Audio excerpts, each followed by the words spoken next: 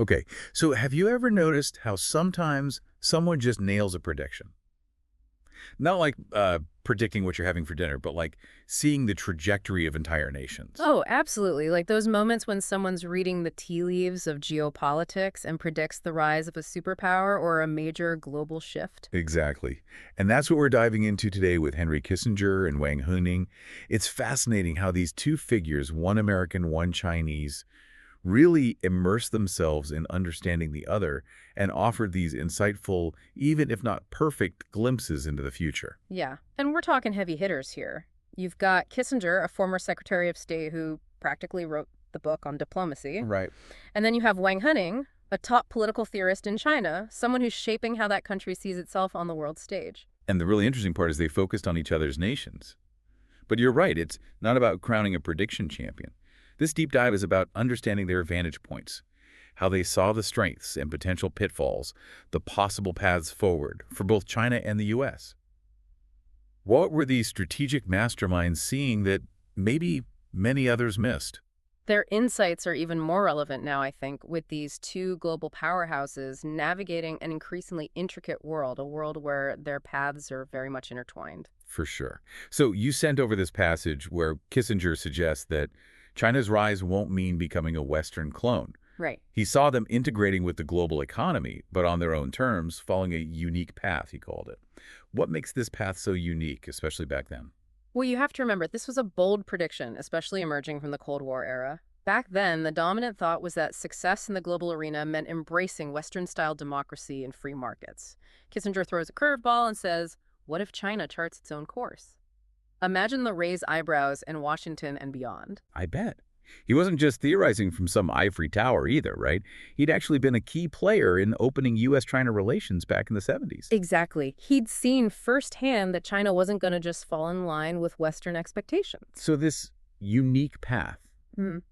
does it have a name? Is it like a political science term or something? Because it sounds almost paradoxical, economic openness, but with the government holding the reins tightly, how does that even work? It's not a formal term, more like shorthand for how China has blended economic liberalization with strong state control.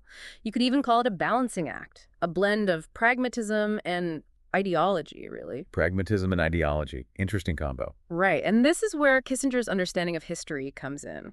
He recognized the weight of China's past, a history that valued things like social harmony and centralized authority. He saw these weren't just ideological quirks, but ingrained values that would shape their trajectory. And looking at China's economic growth over the past decades, he wasn't far off, was he? They've become a global economic force, defying those who said it couldn't be done their way. Exactly. And that's the thing. It really makes you rethink those assumptions, doesn't it? That success is only achievable down one specific path. It really does. But then we have Wang Huning looking at America, and well, he doesn't exactly share Kissinger's optimism, does he? No, not quite. It's Yeah. almost like he's sending up a warning flare, pointing to what he sees as a potential vulnerability, the risk of unchecked individualism. His book, America Against America. Right. That title definitely grabs your attention. Now, he wrote that after visiting the U.S. back in the 1980s, during a time of rapid social change, economic shifts, and, yes, some turmoil. What was he getting at with that title? Was he suggesting that America's own internal dynamics could be its undoing? That's the crux of it, yeah. He argued that an excessive focus on individual liberty without a balancing force. A balancing force, Yeah. meaning Meaning some kind of social glue, a shared sense of purpose. He felt that without that, an overemphasis on individual liberty could actually erode social cohesion, making it harder to tackle collective challenges. Ultimately, he thought, this could lead to instability. It's like a house divided, as the saying goes. which in a way weakens its standing in the world. Yeah. He's saying that America's biggest threat might come from within, right? Not necessarily from some external enemy. Precisely. He saw these internal divisions as a potential Achilles heel for the U.S. And, you jump forward to the present, and some of his observations resonate even more strongly.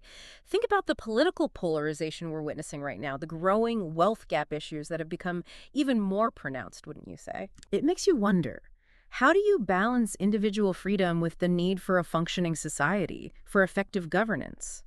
It's a question that both Kissinger and Wang Huning grapple with, each looking at it through the lens of their own national experience. It's this fascinating paradox, isn't it? You have these two societies each trying to navigate this balance, this tension between individual freedom and the needs of the collective, each facing their own unique set of challenges. And they're doing it on a global stage with the whole world watching. It's like this high-stakes experiment playing out in real time. But And with incredibly high stakes. exactly. Mm. But I keep coming back to something you said earlier about how ultimately it's about people. It's easy to get lost in the grand narratives, the geopolitical chess match, but it always boils down to how these systems, these choices, impact the lives of everyday people. Absolutely. We're not talking about abstract theories here. We're talking about real lives, livelihoods, aspirations. The decisions made at the highest levels of government have this ripple effect, reaching kitchen tables, classrooms, workplaces. You mentioned that both the U.S. and China have made strides in improving the lives of their people. What are some examples of that? Because it's easy to focus on the areas where they disagree or their models clash. It's true. Those differences often grab the headlines, but it's important to acknowledge the progress too, right? Right. Look at China. Millions have been lifted out of poverty in recent decades. That's remarkable. It is, yeah. They've made incredible investments in infrastructure, education, technology. And then on the U.S. side, you have this long-standing commitment to individual rights and freedoms, a spirit of innovation that's driven progress in so many fields. But you're right, no system is perfect, and both countries are grappling with their own internal tensions, their own sets of challenges. And isn't that where Wang Huning's warning about internal divisions really hits home? He saw that as a vulnerability for the U.S., and you could argue it's even more pronounced now, right? Absolutely. The level of political polarization we're seeing in the U.S. today is striking. It's like this constant tug of war, making it incredibly difficult to find common ground, let alone long-term solutions to these really pressing problems. And that has to have implications for America's role in the world, right? How can you lead on a global stage if you can't even agree on what the problems are at home? That's the million-dollar question, because it projects this image of uncertainty, of unpredictability. And in a world that's looking for leadership, that's looking for stability, that can be unsettling. It can erode trust, make other nations hesitant to follow. Right. Contrast that with China, where maintaining social harmony and stability is paramount. Which makes sense, given their history and their emphasis on collective good. But we can't talk about China's rise without addressing the elephant in the room, can we? Their human rights record, the limits on freedom of speech and the press, these are things that raise serious concerns in the West. You've hit on a critical point of tension there, because China's model prioritizes national unity and social order, sometimes, it seems, even over individual liberties. Right. And while they can point to their economic progress as justification for this approach, it comes at a cost that many in the West, as you said, find unacceptable. It's this fundamental difference in values, isn't it? In how they view the role of the individual versus the collective. So where does that leave us? With this fundamental tension, this unresolved tension between two systems, two very different visions of what a just and prosperous society looks like. And it's a tension that's playing out on multiple fronts, isn't it? Trade disputes, technological competition, military posturing, all symptoms of this underlying clash of ideologies, this struggle for influence and dominance. If Kissinger and Wang Huning were here with us today, I wonder, looking at the world as it is now, what would surprise them? What a thought. What do you think would catch them off guard the most? It's hard to say for sure, but, well, if I had to venture a guess, I think Kissinger might be struck by how much more pronounced America's internal divisions have become. The political polarization, the gridlock. I imagine he'd also be surprised, maybe even a little overwhelmed, by the sheer speed and scale of technological advancement, particularly in areas like AI, artificial intelligence, and biotechnology. Yeah. It's a double-edged sword, of course, with both incredible promise and potential peril. As for Wang Huning, I think he'd be surprised by the resilience of the Chinese Communist Party, its ability to adapt and evolve while still maintaining its grip on power. And to navigate this increasingly globalized and interconnected world while holding onto their own very distinct model. It's a tightrope walk for sure. It is, and it raises the question of whether these two models can coexist peacefully or if we're on a collision course. It's something both Kissinger and Wang Huning grappled with, you know. And what do you think? Is there room for both approaches in the world? Or are we destined for some kind of showdown, a winner-take-all scenario? That's the billion-dollar question. Mm-hmm. And I don't have a crystal ball, unfortunately. Right.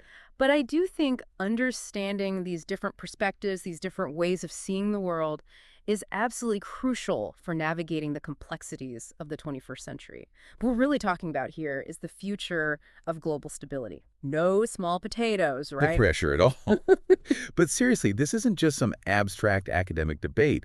These are questions that will shape all our lives in very real ways. Precisely. And they're questions that deserve our attention, our careful consideration, because the answers aren't simple. And as you said, the stakes are incredibly high. It's a shared future, after all. A shared future with incredibly high stakes. It's easy to feel overwhelmed by the scale of it all, the global forces, the clashing ideologies. It can feel like we're just along for the ride. Right, like our individual choices don't really matter that much in the grand scheme of things. Exactly. What can any one person do in the face of such massive, complex challenges? You've hit on a feeling a lot of us wrestle with, that sense of, where do I even begin? It's tempting, to just throw up our hands when faced with these global puzzles. Totally. So how do we bridge that gap? How do we go from feeling overwhelmed to feeling empowered to actually make a difference? Well, I think it starts with a shift in perspective. Okay, so we might not be world leaders negotiating treaties, but we're not powerless either. Okay, I like that. Every choice we make, from how we consume information to who we engage with in conversations, it all adds to this sort of like momentum of change. It's about being mindful, not just passive consumers of whatever's thrown at us. Exactly. And think about how both Kissinger and Wang Huning stressed understanding those other cultures, those different viewpoints. I mean, in our interconnected world, that's crucial for navigating these complexities, wouldn't you say? Absolutely. It's so easy to stay in our own echo chambers, especially online these days. But real understanding comes from engaging with those different perspectives, those different lived experiences. Yeah. And having those sometimes difficult conversations. Exactly. So read a book, have a conversation, maybe even hit the mute button when those online debates get a little too heated. Every little bit helps. Sounds like solid advice in this day and age. It really does. What this deep dive underscores, I think, is that the future isn't this preordained thing. It's not about some inevitable clash of civilizations or a predetermined winner. It's a narrative being written right now in real time, and every one of us has a hand in shaping the next chapter. Now that's a thought, not just along for the ride, but actually part of the story. That's empowering. It is, isn't it? And like any good story, it's full of complexities, contradictions, moments of challenge, but also windows of opportunity. And it takes wisdom and humility to navigate it, I think. To acknowledge we don't have all the answers, yet remain dedicated to finding a way forward for everyone. That's a perfect note to end, on a call to action. A reminder that we all have a role to play in shaping a future that benefits, well, all of humanity. Today, we dove deep into the insights of Kissinger and Wang Huning, two strategic minds from different worlds grappling with these timeless questions that continue to shape our world today. We explored their predictions, their points of agreement and disagreement, and how their observations, some spot on, others maybe a little less so, continue to resonate in the 21st century. But more importantly, we've started a conversation, haven't we? We are. A conversation about the choices we make as individuals, as nations, and as a global community. It's a conversation that's more relevant than ever, and one that we hope you'll continue long after this deep dive ends. Keep those brains buzzing, everyone. Until next time.